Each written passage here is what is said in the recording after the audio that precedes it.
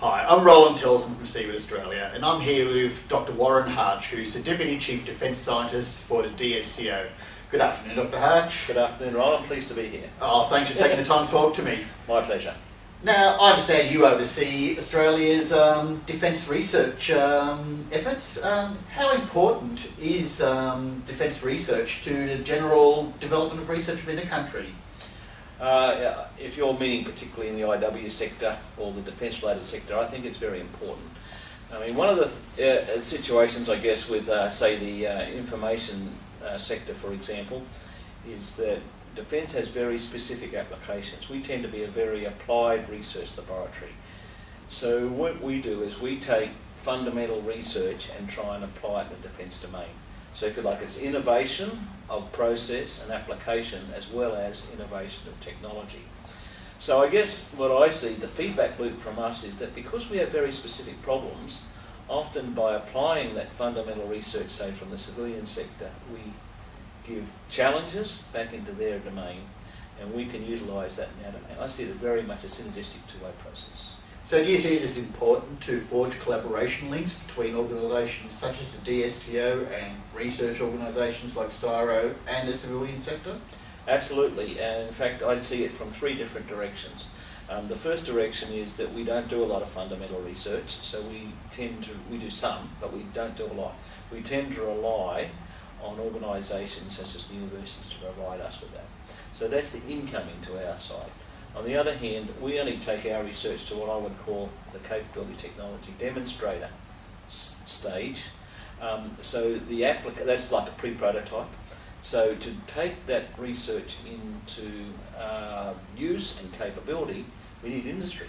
It's really important that we have industry, and they need to tell us what their problems are in commercialising the technology, so we do that kind of middle step.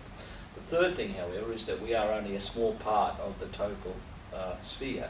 So even though we might have different technologies to people like CSIRO and other research organisations in the country, we get bigger critical mass by bringing our capabilities together. We can tackle bigger problems.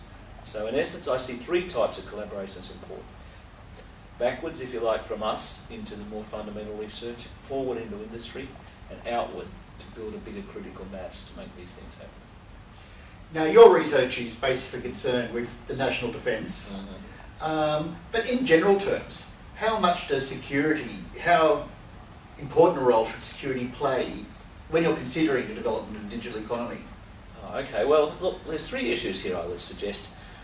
From a security perspective, you can imagine the space where everyone wants security of their systems, but not at the expense of other functions such as connectivity, need to be broadly connected like the web, and at the same time having functionality, be able to do many different functions. We certainly have a higher security requirement, but that's not to put down what might be in the normal commercial sector. The way I see it is an applique on top of the commercial requirements. With respect to the broader digital economy, my view is that what we should be out there doing is enabling the broader economy. What I would, if I could draw an analogy, say, with electric motors, once upon a time electric motors were in factories, but you don't know how many electric motors you've got in your car now. They're behind the scene. We don't know, say, in your motor vehicle, how many computers you have now. They're sitting behind the scene. What I believe we need to do is to get the software applications such as security embedded in all the things that we do, and that thereby enabling confidence and development of the broader economy. We don't want a digital economy in terms of IT for its own sake. It's what it does to serve as the rest of the economy. Now, you've been so kind as to take up a speaking position at our CeBIT Global Conference Series this year. Could you give us a bit of a teaser about what you'll be telling us there? Yeah, well, what I'd like to do is to give you some view of where I envisage that we're going to take our research programs forward in defence, and therefore help people see where they can make the connections with our research programs to forge the alliances that we were talking about. That's what my incentive would be. So I'll be trying to describe in broad terms and high levels where we want to take our R&D programs, and then in some detail in a couple of specific areas. So there'll be a menu that you can take things away from. I'm looking forward to hearing it. Thanks so Yes, much looking for forward to being there. agreeing to be there, and I'm looking forward to hearing you speak.